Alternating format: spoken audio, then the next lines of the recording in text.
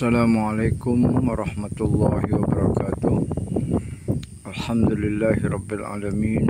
Allahumma salli ala Muhammadin wa ala alihi wa sahbihi ajmain, amma ba'd. Qala Allah ta'ala fi kitabihil karim, a'udzu billahi minasyaitonir rajim. Bismillahirrahmanirrahim.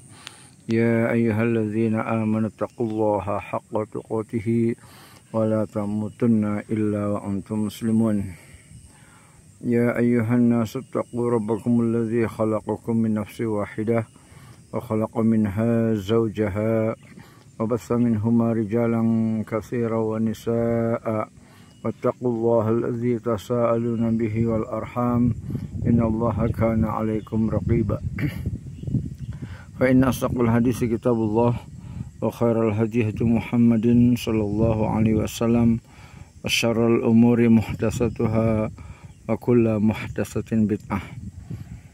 Para pemirsa yang dirahmati oleh Allah Subhanahu wa taala, alhamdulillah pada sore hari ini, hari Ahad tanggal 24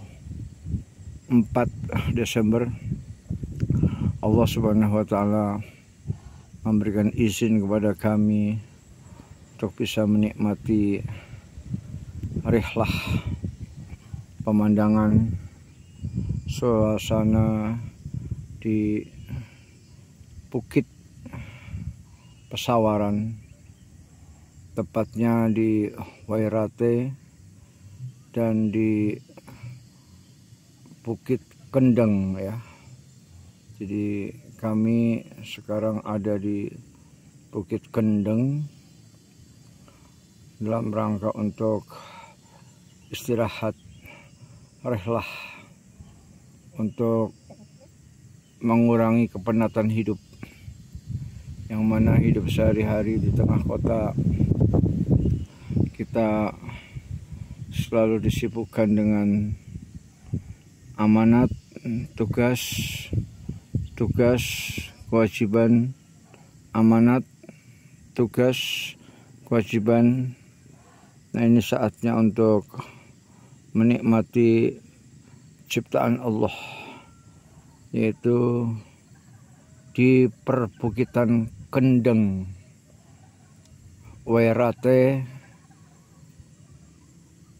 kabupatennya adalah Pesawaran, dan yang di depan Anda ini adalah gunung ya. Kemungkinan besar ini adalah Gunung Betung ya, Gunung Betung, karena kami menyusuri jalan dari Teluk Betung sampai ke Padang Cermin, kemudian setelah mentok kami belok kanan menuju ke arah Wairate, kemudian barulah kita ke kiri naik ke gunung ya. Posisi perjalanan kira-kira 2,5 jam dari Bandar Lampung ya. Kira-kira 2,5 jam dari Bandar Lampung. Pada sore hari ini saya ingin memberikan nasihat pada diri saya. Yang pertama, marilah kita menjadi orang yang cerdas, yaitu orang yang banyak mengingat kematian. Kemudian yang kedua, marilah kita menjadi orang yang cerdas, yaitu orang yang senantiasa mempersiapkan sebaik mungkin bekal-bekal untuk kehidupan setelah akhirat, karena kita akan hidup kembali, kita akan dibangkitkan kembali oleh Allah Subhanahu wa ta'ala. Sangat banyak ayat-ayat Al-Quran yang sudah kami terangkan di dalam video-video saya, Muhammad Nurdin, pengajian baik dari surat Yasin maupun dari kajian akidah Tahawiyah maupun dari penjelasan-penjelasan Imam Ibnul Qayyim Al-Jauziyah dalam kitabnya Madarijus Salikin, dan dari berbagai judul-judul yang lain, yang mana kalau kita mau jujur di dalam Al-Quran sangat banyak ayat-ayat yang menjelaskan tentang hari berbangkit. Disinilah yang harus kita siapkan untuk menyiapkan apa bekal yang terbaik untuk menghadapi hari berbangkit. Yang pertama adalah taubat kepada Allah Subhanahu wa Ta'ala. Istighfar dan taubat itu merupakan bekal yang paten, yang insya Allah saya berani menjamin, karena ini juga berdasarkan sabda-sabda Rasulullah Sallallahu Alaihi Wasallam, di mana apabila kita sudah diampuni dosa-dosanya oleh Allah Subhanahu Wa Taala, sudah dihapus dosa-dosa kita oleh Allah Subhanahu Wa Taala, maka kita akan menuai kebahagiaan di alam akhirat. Artinya kalau dosa-dosa sudah kita minta ampun kepada Allah, dan Allah mengampuni kita, menerima taubat kita, maka secara otomatis kita tidak akan diazab di akhirat. Karena azab di akhirat khusus untuk orang-orang yang mujrim, untuk para pendosa, untuk orang-orang yang meninggal dunia tidak sempat bertobat dan tidak sempat memohon ampun kepada Allah, baik tidak sempatnya karena sengaja maupun karena tidak sengaja.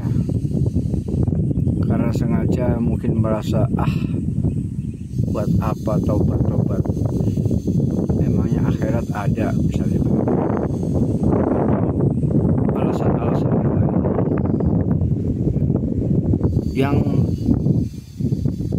tidak sengaja karena kesibukan mengurus dunia, kesibukan mengurus tugas-tugas dagang, ngurus naik pangkat, naik jabatan, naik golongan, maka otomatis itu akan membuat kita menjadi orang-orang yang per detik kita sibuk, per detik, per menit, per jam kita sibuk, sehingga sholat pun tidak khusyuk, membaca Al-Quran pun tidak sempat, membaca zikir setelah sholat juga tidak sempat,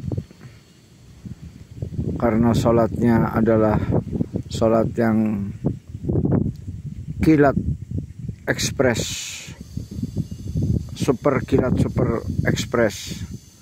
Setelah sholat langsung ambiar. Assalamualaikum warahmatullahi, langsung bing, menghilang dari masjid. Tidak dia sempatkan untuk duduk bersimpuh di hadapan Allah Subhanahu wa Ta'ala. Padahal dalam hadis-hadis yang sahih yang kita temukan di dalam syarah kitab Riyadhus Shalihin, di sana digambarkan bahwa orang yang mau duduk di tempat sholat setelah sholat untuk membaca zikir kepada Allah Subhanahu wa Ta'ala, maka dia akan mendapatkan sholawat dari para malaikat. Sholawat dari para malaikat itu luar biasa. Kita akan didoakan oleh para malaikat, kita akan dibantu dan akan ditolong. Nah, tentu ini sangat kita butuhkan dalam memecahkan problematika hidup kita yang sangat kompleks dan rumit ini. Karena kehidupan kita itu penuh dengan problematika, penuh dengan kendala-kendala, kerumitan-kerumitan, masalah-masalah jodoh, masalah-masalah rumah tangga, masalah anak, masalah belum punya anak, masalah capek mengurus anak, masalah pusing menghadapi suami yang tidak mau sholat,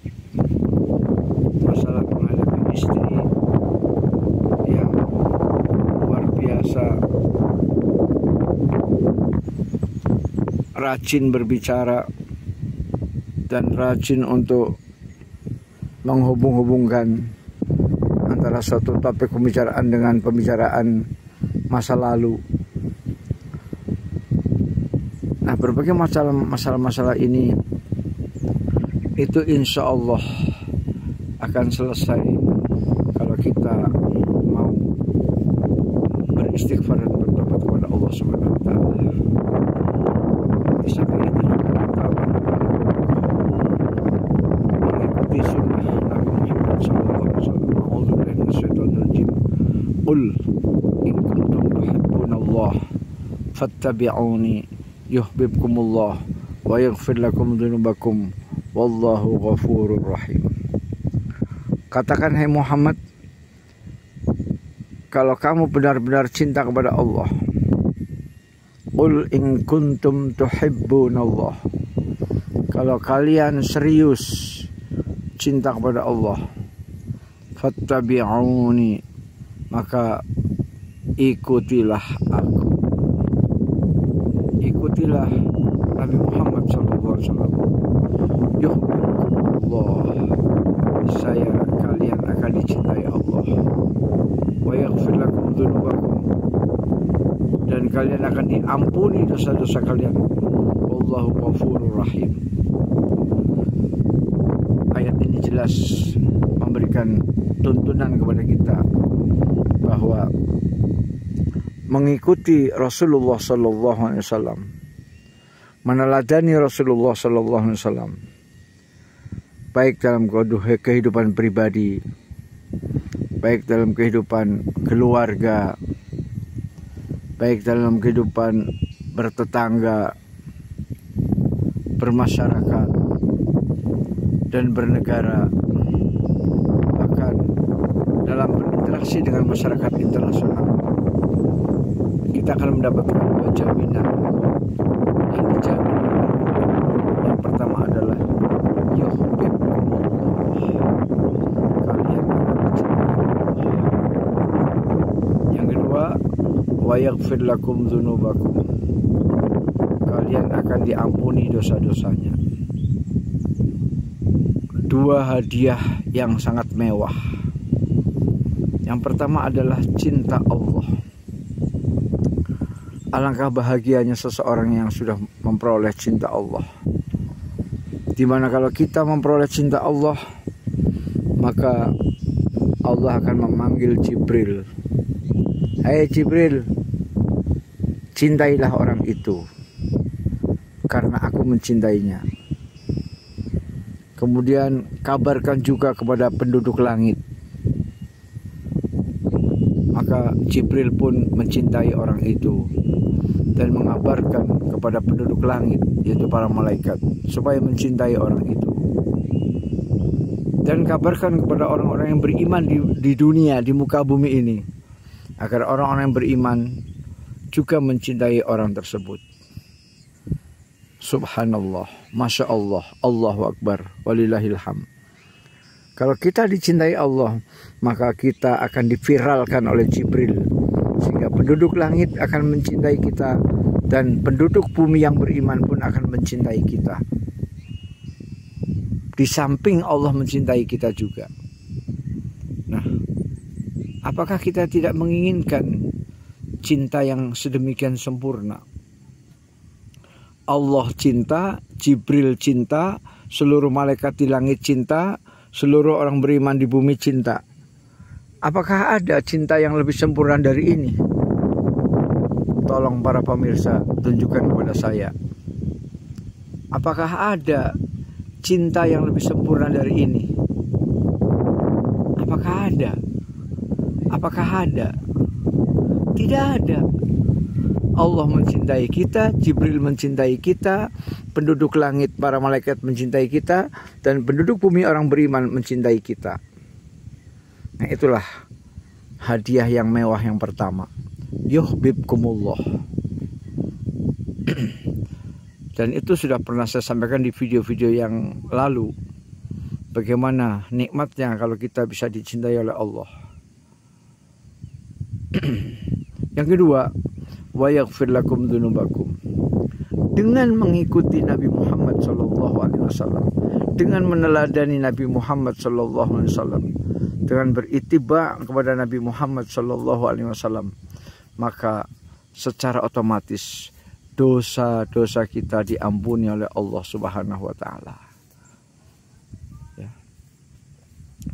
Ini jaminan yang kedua, ini hadiah yang agung yang kedua. Oleh karena itulah, mari para pemirsa sekalian, tunggu apa lagi untuk mencintai dan untuk mengikuti Rasulullah SAW. Kita sudah bersahadat, asyhadu an la ilaha illallah wa asyhadu anna Muhammadar Rasulullah. Kalau kita tidak mengikuti Rasulullah, lantas apa makna syahadat kita? Apa makna wa asyhadu anna Muhammadar Rasulullah? Kalau kita masih mencintai orang-orang sekuler, kita masih mencintai orang-orang fajir, orang-orang mujrim, para pendosa, orang-orang zolim, orang-orang kadzib, para pembohong dan para pendusta, orang-orang munafik, ya. Apakah kita ingin mencintai mereka? Apakah kita ingin berkali-kali ditipu mereka, dizolimi mereka? Padahal Rasulullah sudah lama berpesan, orang beriman tidak boleh masuk lubang yang sama 2 kali. Orang yang beriman tidak boleh terpleset masuk ke dalam lubang yang sama 2 kali. Tidak boleh. Orang beriman terpleset, terperosok masuk ke lubang yang sama 2 kali. Artinya apa? Artinya kita cukup sekali saja seandainya kita pernah dizolimi. Cukup sekali saja seandainya kita pernah ditipu, dibohongi dengan berbagai macam rayuan-rayuan gombal, rayuan-rayuan selembar kertas merah, rayuan-rayuan sembako, dan barang-barang kehidupan yang nilainya rendah. Oleh karena itulah, maka pesan saya pada tausiah sore hari ini, mari kita niatkan hidup ini untuk kembali kepada jalur yang benar, yaitu meneladani sosok manusia agung yang paling sempurna, Sayyidina Muhammadin sallallahu alaihi wasallam, Sayyidul Anbiya wal Mursalin, yaitu Nabi Muhammad sallallahu alaihi wasallam sebagai Rasul dan Nabi yang terakhir, sebagai penghulu para Nabi dan Rasul, sebagai penutup para Nabi dan Rasul. Mudah-mudahan apa yang saya sampaikan ini terutama adalah untuk nasihat saya pribadi pada sore hari ini di sebuah perbukitan yang indah, yaitu perbukitan Kendeng, Wairate, Kabupaten Pesawaran, Lampung. Salam sejahtera. Wabillahi taufiq wal hidayah. Assalamualaikum warahmatullahi wabarakatuh.